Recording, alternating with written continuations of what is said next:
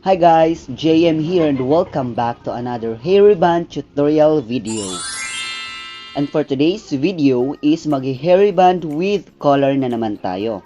And ito ang buhok ng aking kliyente ngayon, and as you can see is merong part na may kulay at meron ding part na wala kasi siya lang ang nagkulay dito sa buhok niya few months ago. And since hindi pantay ang kulay ng kanyang buhok and para hindi rin ako mahirapan mamaya sa pag-apply ng rebonding cream number 1, so I decided na unahin munang kulayan ang buhok niya. So, kung gusto mong malaman or makita kung paano ko itatransform ang buhok ng aking kliyente ngayon, just keep on watching. And if bago ka pa lang dito, please don't forget to subscribe and click mo na din yung notification bell para updated ka tuwing may mga bagong uploads ako. So, without further ado, let's jump to my video. Leg out.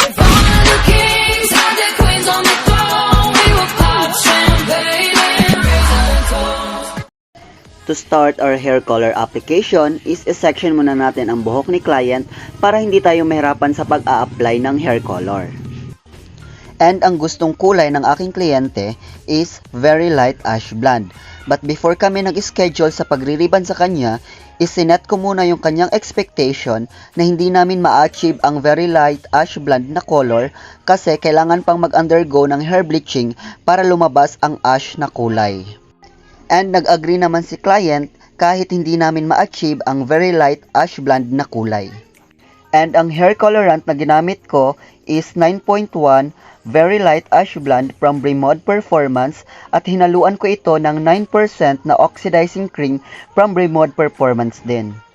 And ang mixing ratio ng ating hair color is 1:1. It means kung gaano kadami ang hair colorant is ganun din kadami ang oxidizing cream na ilalagay natin. And sa pag-a-apply natin ng hair color is make sure na imamassage natin ang buhok ng ating kliyente every time na mag-a-apply tayo ng hair color para ma-absorb at ma-even yung pagkakadistribute ng hair color sa buhok niya at para maiwasan natin na maging patchy ang result ng hair color. And take note mga besh na wag muna nating isasagad ang hair color sa scalp or anit ng ating kliyente kasi mas mabilis mag-develop ang hair color sa root area or root part ng ating ulo gawa ng natural heat na galing sa ating katawan. So, mag-iwan muna tayo ng 1/2 inch away from the scalp na space every time na mag-a-apply tayo ng hair color. And after kong ma-applyan si client is ibababad ko muna ito ng 20 to 30 minutes. And after that is i-check ko if nag-develop na ba yung hair color sa buhok niya, and if nag-develop na is magpo-proceed na ako sa pagre-retouch or sa paglalagay ng hair color doon sa root area. Ibabad muna natin ang hair color sa buhok nating client mga besh para mag-develop yung hair color. After 30 minutes ng pagbababad ng hair color sa buhok ng ating client mga besh, next step na gagawin natin is mag-a-apply na tayo doon sa root area ng kanyang buhok. And ayusin lang natin yung pag-a-apply ng hair color sa may root area ng kanyang buhok para hindi maging patchy yung result mamaya. And pagkatapos kong applyan ang root area ng buhok ng aking kliyente, is ibababad ko ulit ito ng 10 to 15 minutes para mag-develop yung hair color doon sa root part ng kanyang buhok.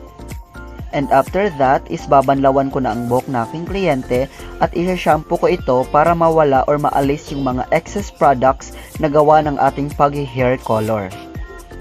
Kahit anong shampoo po is pwede natin gamitin sa pagbabanlaw ng buhok ng ating kliyente, pero ang ginagamit ko talaga is clarifying shampoo.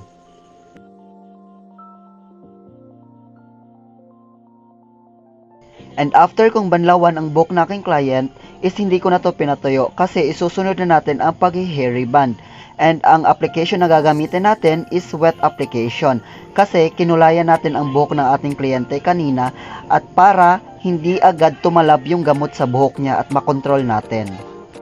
Kasi mga besh, napakadelikado o risky kung diretso tayong mag-a-apply ng rebonding cream number 1 sa buhok ng ating kliyente na tuyo or dry and may kulay or chemically treated na. Take note mga besh na ang ganitong mga klase ng buhok is madali na siyang natatablan ng gamot or ng rebonding cream number 1. And if ganitong mga klase ng buhok ang i-rebond nyo mga besh, make sure na mag-wet application kayo or gumamit kayo ng tubig sa pag-a-apply ng rebonding cream number 1 para makontrol natin yung tapang ng gamot o rebonding cream number 1 at hindi agad umepek or maabsorb ng buhok. Kasi pag hindi natin inalalayan ng tubig or makontrol ang gamot sa buhok nating kliyente, is delikado itong madamage, mag-dry, or masunog. Kaya doble ingat tayo sa pagre-rebond ng mga chemically treated hair. And sa application naman ng rebonding cream number 1 is wag na wag nyong isasagad ang gamot sa scalp or anit ng ating kliyente para maiwasan natin na magkaroon ng scalp irritation si client. So, always remember mga besh na mag-iwan kayo ng ½ inch away from the scalp na space every time na mag-a-apply kayo ng gamot sa buhok ng ating client. And wag na wag niyong kakalimutang hilot-hilutin ang buhok ni client every time na mag-a-apply kayo ng gamot para even yung pagkakadistribute sa buhok ng ating client.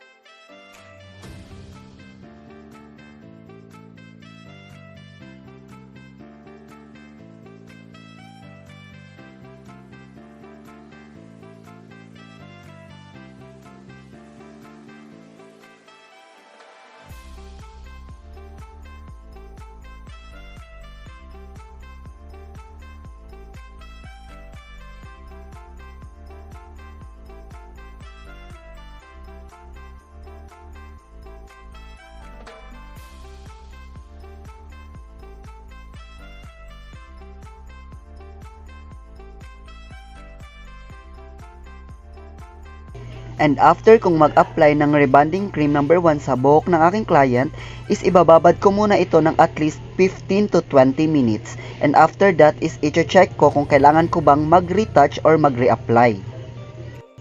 And after 20 minutes and as per checking is may mga parts pa sa buhok ng aking client na hindi pa masyadong natatablan ng gamot.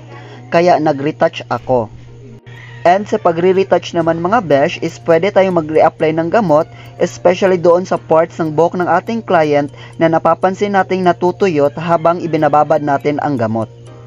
And if may napapansin kayong mga parts sa buhok ng ating client na medyo nagdidikit-dikit, is wag na wag niyong kakalimutang gumamit ng water spray or mag-spray kayo ng tubig sa part na yon para hindi masunog. And after kong mag-retouch is ibababad ko ulit ito ng at least 5 to 10 minutes and i-double check ko ito from time to time na nagbababad ako kasi may tendency na wala pang 10 minutes is tumalab na yung gamot sa buhok niya. And pag naluto na ang buhok na aking client is babanlawan ko na ito ng purong tubig lamang. Hindi ako gagamit ng any shampoo or conditioner, purong tubig lang mga besh. And after 10 minutes na extension sa pagbababad ng buhok ng aking client is binanlawan ko na ito at ibo-blow dry natin ng 100% dry dahil isusunod na natin ang pagpaplansya. And sa pagpaplansya naman mga besh is dapat maninipis or kasing nipis lang ng papel yung pagsasectioning natin every time na magpaplansya tayo just to make sure na lahat ng strands ng buhok ni client is naiinitan at nadadaanan ng plansya. And sa pagpaplansya ko sa buhok ng aking client is gumamit lang ako ng temperature na 180 degrees since kinulayan na natin ang buhok niya kanina. Bawal na tayong gumamit or wag na tayong gumamit ng higher temperature para hindi ma-damage or mag-dry ang buhok ni client. Pero nakadepende pa rin sa buhok ng ating kliyente kung ilang temperature ang gagamitin natin, depende kung makapal or manipis ang buhok niya. And sa mga magtatanong kung anong brand ng straightening iron yung ginagamit ko, ang ginagamit ko po is from EPSA. And nabili ko lang po ito from online. Kung hindi mo pa napapanood ang review video ko about sa planchang to, ilalagay ko na lang po yung link dyan sa description box below para ma-check nyo po after ng video ito. At isasama ko na rin po yung link ng legit store kung saan ko to nabili. Always take time tayo sa pagpaplansya mga besh. Huwag na huwag tayong magmamadali sa ating pagtatrabaho para maiwasan natin magkaroon ng back job. And dito din kasi nakasalalay sa pagpaplansya ang magandang result sa pagre-rebond. So, hindi ko na lang po ipapakita ang buong process ko sa pagpaplansya sa buhok ng aking client para hindi masyadong mahaba or time consuming ang video na to.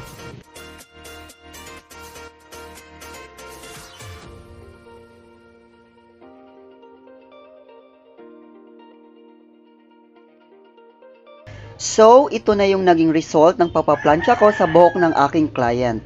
Next step na gagawin natin is mag-a-apply na tayo ng rebonding cream number 2 or yung tinatawag na neutralizer.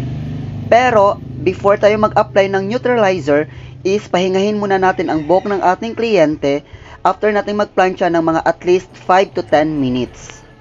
And after making sure na malamig na ang buhok ni client, so proceed na tayo sa pag-a-apply ng rebonding cream number 2. And sa pag-a-apply naman ng rebonding cream number 2 sa buhok ng ating client, make sure na wag niyong titipirin sa pag-a-apply si client para hindi matuyo habang binababad natin yung gamot sa buhok niya. If ever kasi na nakulangan ang buhok ni client sa rebonding cream number 2, is may tendency ito na mag-brittle. Kaya wag tayong magtitipid sa gamot para maiwasan natin magkaroon ng back job. And after kong applyan or lagyan si client ng rebonding cream number 2, is ibababad ko muna ito ng at least 20 to 30 minutes. And after that is babanlawan ko na ito. And sa pagbabanlaw naman ng rebonding cream number 2 or neutralizer mga besh, is pwede na tayong gumamit ng any treatment or conditioner. Mas maganda kasi mga besh na gumamit tayo ng any hair treatments or conditioners sa pagre-rebond para mas gumanda ang result. And after kong mabanlawan ang buhok ni client is i-blow dry ko lang ito or papatuyuin ko ito ng 100% dry and papadaanan ko na lang ang buhok niya ng panghuling plancha. And sa huling pagpaplansya mga besh is wag na masyadong manipis yung pagsesectioning natin habang magpaplansya tayo. Kumuha lang tayo ng medyo makapal na amount ng buhok at padaanan natin ng plancha para malak na yung pag-rebond natin sa kanya. Then, hindi ko na po ipapakita ang huling pagpaplansya ko sa buhok ni client para hindi na masyadong mahaba ang ating video.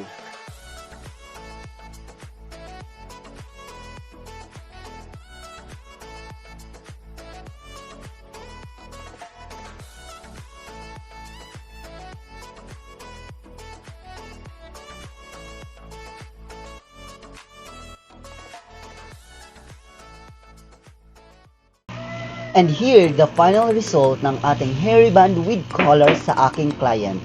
I hope na nag-enjoy at may natutunan kayo sa videong ito. If nagustuhan mo ang aking video, please don't forget to like, share, and subscribe. And don't forget to click the notification bell para updated ka sa mga susunod kong uploads. So, see you on my next hair rebond tutorial video mga besh. Bye!